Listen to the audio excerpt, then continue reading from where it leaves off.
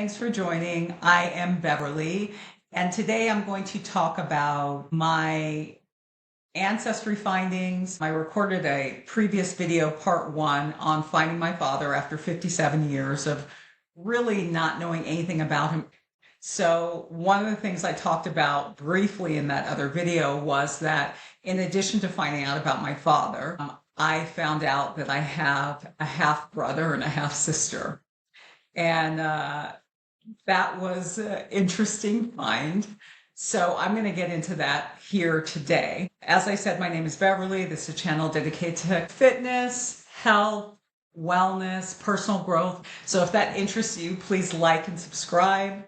And let's get into it. So as I said, when I found out about my father, and a little backstory, and I'll put the link to my previous video in the description below, but how I found out about my father was I linked through a cousin, a first cousin through Ancestry. And when I talked to that first cousin, she told me what she knew about my father. And she told me that I had a half brother and a half sister. And they are, I want to say maybe like 4 or 5 years younger than I am, respectively.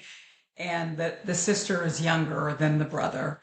And so she told me I have these half siblings. And the other thing I want to say is that this video will be probably the most measured that I am with my words. I'm really trying to choose the right words because I'm not trying to disparage anybody. I'm not trying to cause any drama. This is just my experience from my end in finding out about the half siblings, which, as I said in my other video, of all of this, like meeting the uncles, I've met 3 of my uncles and a cousin, and they are really lovely people. And I keep in contact with the 2 uncles and the cousin, 2 of the uncles. The third, I've only met him the one time. But anyway, so with the siblings, as I said, that was in all of this, it was the strangest thing for me. And I think because they are the ones that were the closest to our father. And so it's a different feeling, at least for me, it was a different feeling than talking to an uncle or talking to my cousin. It's still not the same thing as the children. Like, I am one of his children, but I didn't know him at all. So it's a weird dynamic for me to be on this side of it. And as I said in my other video, I didn't even know that my father had ever met me. And so that was something that my mother, that was a lie, right? That I grew up believing that he knew about me, but that he had never met me. And it just wasn't true. He was around, I think, until I was about like 2.5 years old. And so this uncle that I keep in contact with, one day, shortly after I connected with them, he had called me.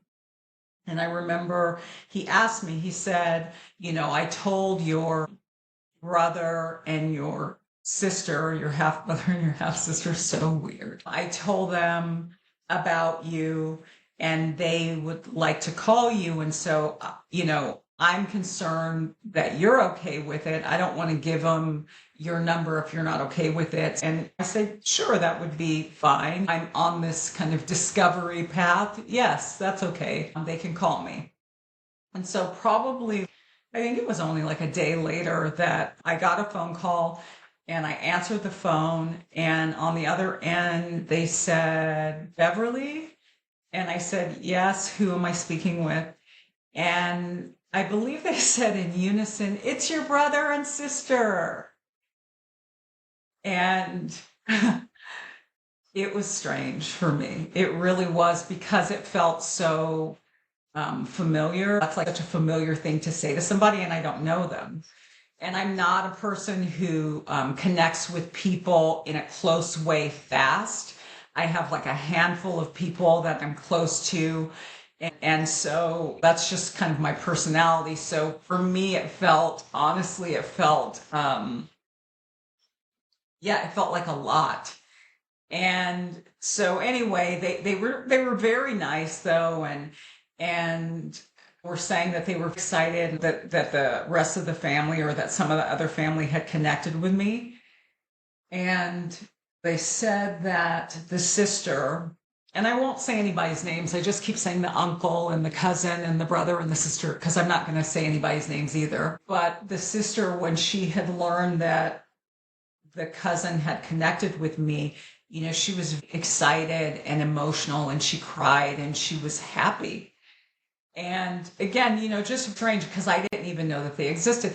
But it makes sense that I do have half siblings because my father was only, according to my birth certificate, like 23 years old when I was born. So, of course, it makes sense that he would get married, that he would probably have children. But honestly, throughout my life, I haven't really thought about that very much. I never really thought about it. I thought about my father.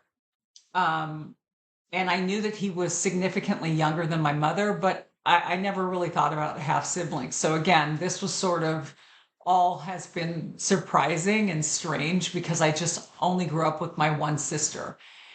And so anyway, so she was very excited and they were both really nice. And essentially what happened next was that he proceeded to tell me about our father and the kind of man that he was successful in his business, that he traveled a lot, that, all of these things about him. That he was really smart, that he could fix anything. Like he told me all of these, kind of traits, these wonderful traits about him. And, it was just strange to hear. What occurred to me was that while he was our father, he was their dad, right? He raised them. They grew up in the same house with him. And I didn't know anything about him. I knew his name and that was and his age, and that was pretty much it. And, my whole life.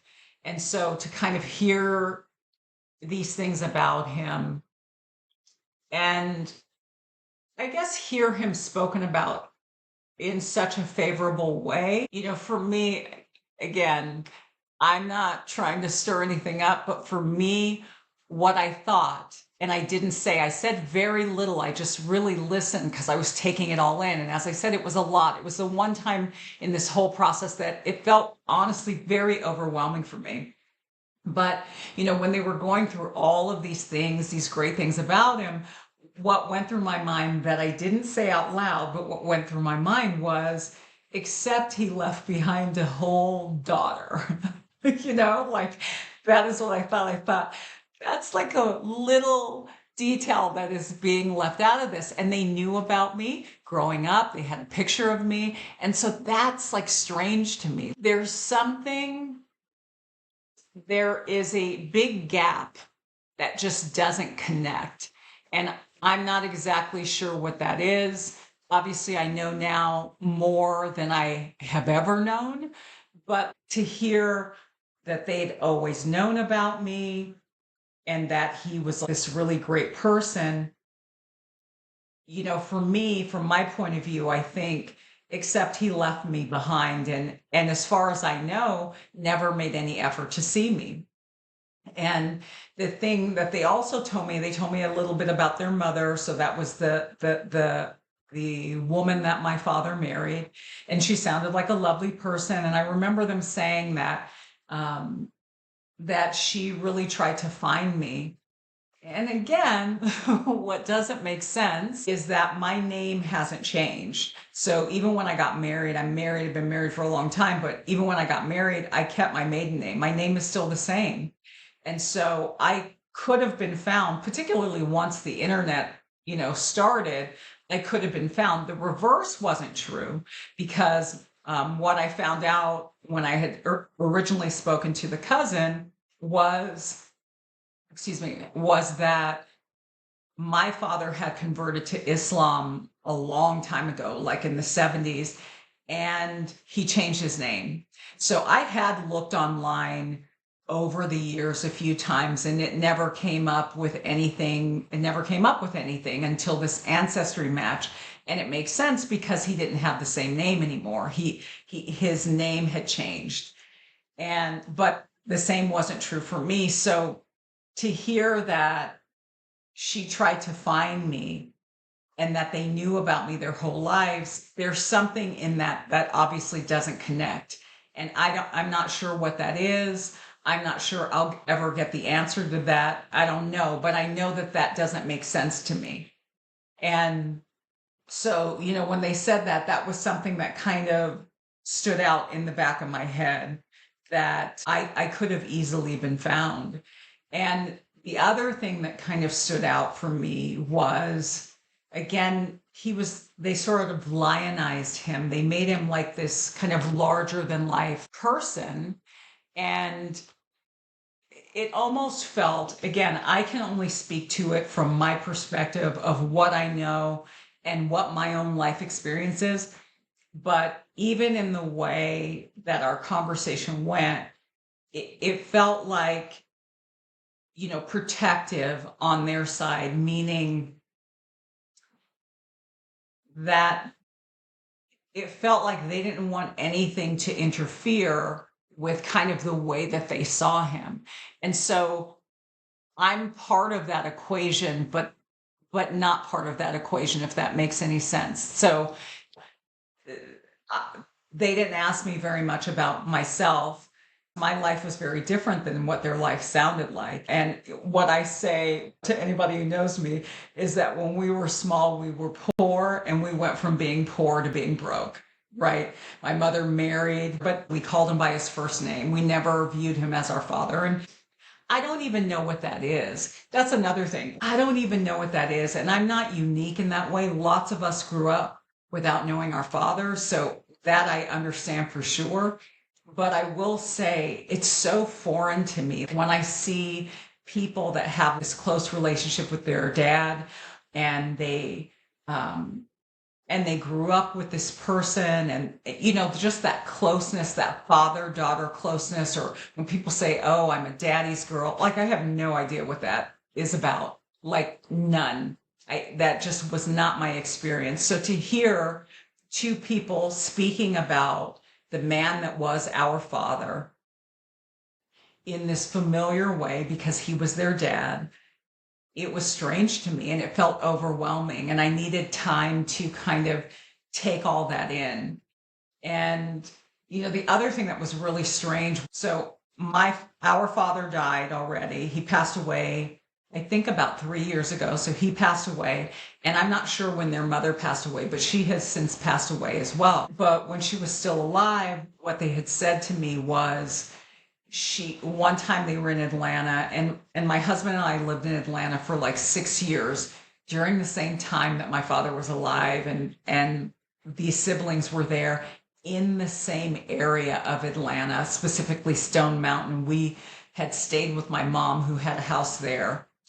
And I just find that so strange. It's crazy that we were in each other's orbit. But anyway, so one day, when their mom was still alive, she had told them to pull over, and they were in downtown Atlanta, I guess near some television station. And she got out of the car, and she said about me, she said, I feel like she is working in the entertainment business. I feel like I have a feeling she's in the entertainment business. And I said to them, well, that's true. I have worked in the entertainment business for the last 30 years. I've worked in the film business. I currently work for a producer of a music festival. So I do work in the entertainment business. So it's interesting that that they said that she said that. But then again, at the same time, I think, well, I could have been found, just by my name. I think I could have been easily found. So that was a weird thing. And so after that phone call, I had taken in so much information from them. And as I said, I didn't really speak that much about myself, and I wasn't asked that much about myself. And I listened because it was interesting to me to hear about this man who was our father. And because I knew little to nothing, my mother had told me little bits and pieces about him. But as I said, she didn't even tell me that he had ever met me. So I was just trying to take in all of this information that I had never heard before. And I think I was also, honestly, a bit shocked just by the whole conversation, not necessarily about what they were specifically saying, but again, they felt so, they were this one degree of separation from him, and I never knew him. And so that all felt like a lot. And I think about it a lot. I still do. And actually, after that phone call with them, I had to the sister, and I just told her that I appreciated them talking to me and their openness and their kindness. And I told her all of that. But I also said that I needed some time. I needed some time to take it all in and kind of absorb everything that I had been told. And that was several months ago. And she reached out to me one time when there were fires out here in California, but they have respected that. And I don't know what the next step is. I don't know, honestly, if I will reach back out to them again. I probably will, but I haven't felt compelled to do it so far. And I think, if I'm honest, because it feels uncomfortable. I feel a little uncomfortable, more so than with the uncles or the cousins who I feel comfortable with. But with these siblings, I think just because of the nature of what our relationship is, that we are these half siblings, for me,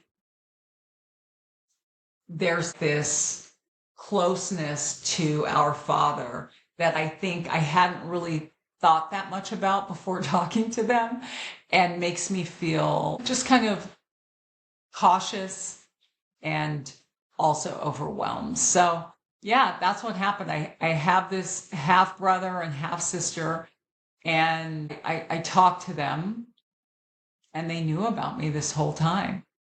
And what the next step will be, I'm not really sure, but Ancestry, who knew? You know what I was thinking when I was having this conversation with somebody else, is that for my generation, I'm 57 years old. Ancestry has now come out later in my life, which is why all this was able to happen. But for younger people who don't know their parents, who don't know their father or their mother, like if you're adopted or something like that, it is so much more likely that you would be able to connect with them. And the stories that I was told or not told, it just doesn't fly, I don't think, anymore. I don't think that you can really do that, because there is a way to connect with your family. And that just kind of changes the game. So for all of us who grew up not knowing a father or siblings or whoever it is, that now has changed, and it's so much more accessible and so much more possible to connect with people. So if you enjoyed this video, or if you have any comments, if something similar happened to you, if you found half siblings, I would love to hear about it in the comments. Please like and subscribe and hit the notification bell. If you have any questions, please feel free to ask me about it. I'll do my best to answer it. And I thank you so much for listening and spending time with me. And until next time, take it easy, guys.